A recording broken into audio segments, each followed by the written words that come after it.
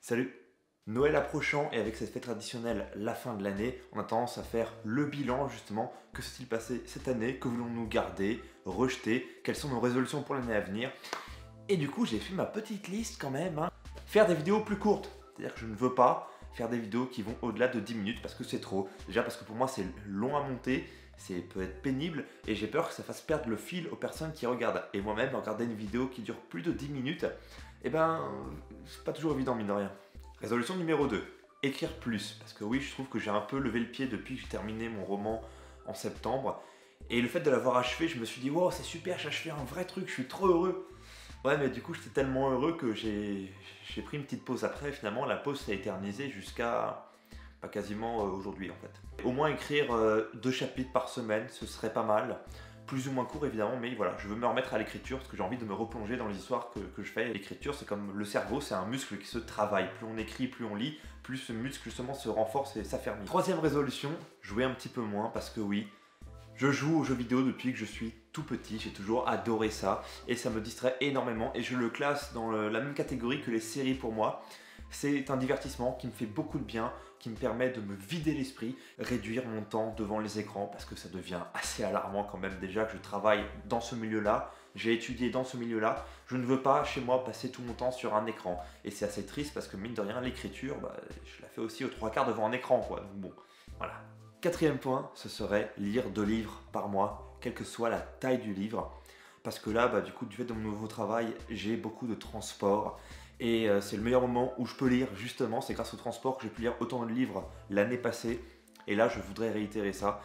Je le mets dans les résolutions parce que les 4 derniers mois, je n'ai quasiment pas lu, contrairement à ce que j'aurais aimé faire. Donc j'ai pris du retard dans pas mal de lectures. Et voilà. Donc ça, ce sont pour les résolutions. En termes de lecture, booktube, écriture. Après, pour les résolutions... continuer à aller aux Imaginales, plein de salons du livre. Ça aussi, c'est une résolution que j'aimerais bien tenir, d'autant plus que c'est plus important pour moi que le travail et que beaucoup de choses en fait. Donc bon, voilà. Et il fait chaud ici. Laissez tomber quoi. Donc, un petit book haul, et je précise d'ailleurs que j'avais dit que je ferais une vidéo d'horreur sur Halloween par rapport à la lecture de ça, sauf que ça aura du retard, ce sera pas pour Halloween, vu qu'Halloween est déjà passé il y a environ 1 mois et demi. Mais ça arrivera. C'est promis. Ce book haul survient suite aux achats que j'ai pu faire dans les salons de Sèvres et de Montreuil qui se sont déroulés il y a 3 semaines à peu près. J'ai rencontré Ariel Holz qui est l'auteur des Sœurs Carmine, un auteur plutôt sympathique. Et les Sœurs Carmine, eh bien, se trouve que tout le monde en parlait dans la twittosphère et surtout sur Booktube en général. Beaucoup de gens en disaient énormément de bien. Dans une ville en mode un peu à la Tim Burton qui s'appelle Grisaille, pour donner un peu le ton et l'ambiance, on suit une des 3 sœurs Carmine qui s'appelle Mary. Elle commence par voler un objet dans une maison d'un riche, si j'ai bien compris, sauf qu'elle ne parvient à voler qu'une petite cuillère et se retrouve mêlée à un complot qui va la mettre dans des embrouilles pas possibles. Donc déjà ça met sur le devant de la scène des personnages féminins dans une ville dans laquelle des familles influentes avec des pouvoirs un peu étranges règnent sur toute cette cité un peu particulière dans laquelle les Russes ont de vrais coupe-gorge et on tue des gens à tour de bras. Voilà, typiquement le genre d'ambiance que j'adore moi, ça a l'air génial, un peu gothique à souhait, un petit peu sombre. Ami imaginaire, écrit par Betty Piccioli que j'ai pu rencontrer aux Imaginales et revoir du coup au salon du livre de Montreuil, à qui j'ai donc pris le livre et je le remercie d'ailleurs, la couverture est vraiment très sympathique. Ça raconte l'histoire d'animaux qui sont apparus sur Terre par millions, tirés directement de l'imagination des enfants, et l'héroïne du livre est accompagnée de son fidèle ami John, un lion, qui est décrit comme étant un peu dandy, donc que j'aime beaucoup. Apparemment au début du livre il a même un petit chapeau haut de forme, ce qui me tente pas mal. Sauf que l'histoire à ce moment-là commence à s'inverser dans le mal, c'est-à-dire que ce sont les enfants qui se mettent à disparaître par centaines, milliers, voire millions. Alors j'ai pas encore lu, j'ai pas encore commencé, mais j'en ai lu quand même beaucoup de bien, donc j'attends pas mal cette lecture. Et puisqu'on parle du salon de Montreuil et de Betty justement, eh bien j'ai aussi pu reprendre le livre Émergence, donc ça parle de 12 nouvelles écrites par 12 auteurs et autrices différentes. Je n'ai pas encore lu, mais il se trouve que je l'ai gagné lors d'un petit tirage au sort, donc j'étais plutôt content de l'avoir. En plus, moi, ce sont mes couleurs, hein. Typiquement, voilà, du bleu comme ça, avec des petites couleurs un peu partout. Puis la façon d'écrire un peu décalée, moi j'aime bien. Je pense que ce sera utile pour moi, j'aime bien les petits recueils comme ça qui débarquent, parce que ça me permet de me familiariser avec la plume de différents auteurs et autrices que je ne connais pas encore. Autre livre qui est de Terry Pratchett et qui s'appelle Procrastination. D'après vous, pourquoi j'ai pris ce livre? C'est juste parce que le titre correspond parfaitement à ce que je suis et ce que je fais. Je vous lis le résumé parce que ça a l'air plutôt pas mal. Pourquoi remettre au lendemain ce que l'on peut faire le jour même? Le très vieux moine Lu Tse et son apprenti Lobsang en savent quelque chose puisque c'est à eux qu'incombe la tâche de gérer le temps et de le distribuer au mieux, veillant ainsi au bon déroulement de l'histoire. Le temps est compté pour Lu Tse, mais la mort va s'en mêler, attirant dans son sillage les 5 cavaliers de l'Apocalypse. Oui, c'est une longue histoire. Franchement, j'adore Terry Pratchett, il est génial, il a un don pour écrire des histoires que je trouve vraiment marrantes, mais des fois je me suis vraiment marré devant ses livres, j'ai rigolé. Il y a des passages surprenants et c'est tellement inventif, et en plus c'est profond souvent, donc moi je suis assez content. Je peux me tromper, mais il me semble que Lu Tse, le moine de cette histoire-là, faisait une apparition dans le livre Les Petits Dieux, du même auteur Terry Pratchett.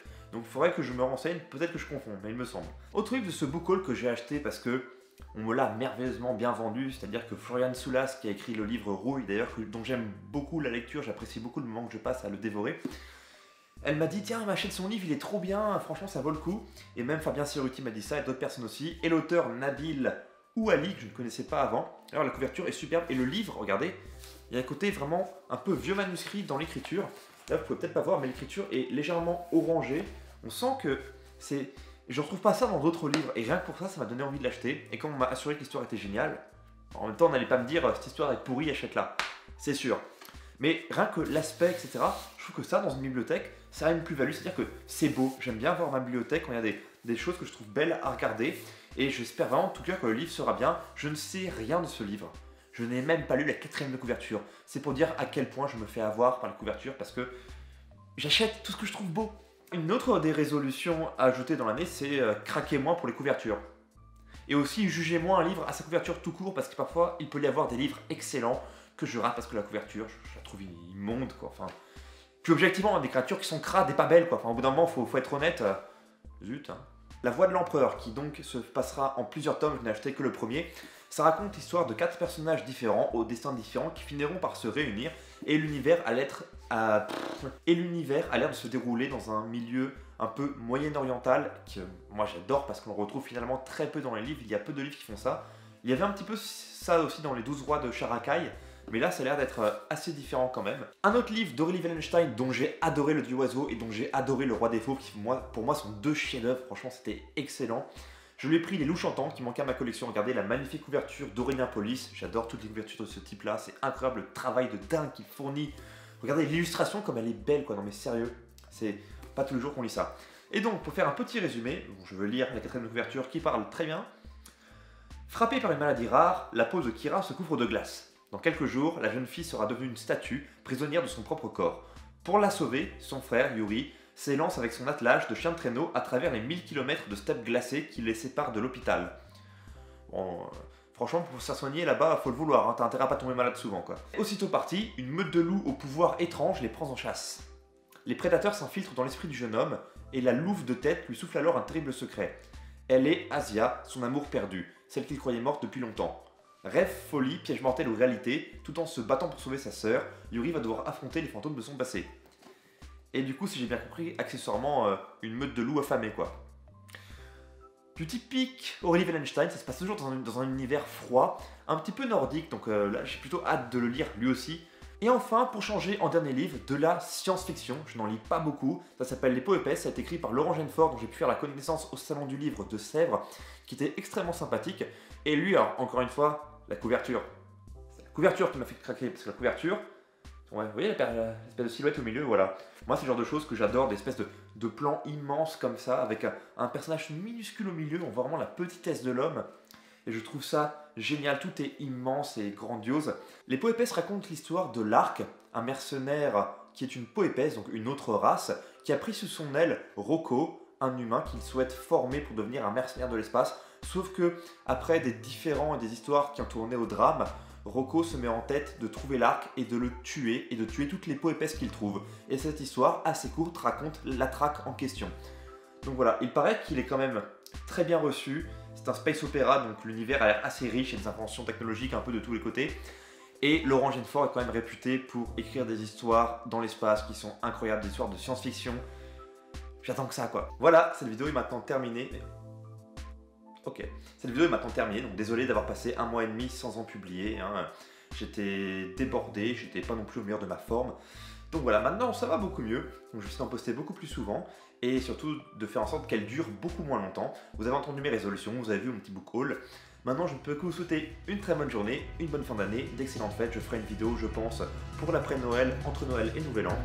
Des bonnes continuations à tous et à toutes, des gros bisous et peut-être à bientôt pour les personnes que je pourrais voir en salon, en dédicace ou autre. Ciao ciao.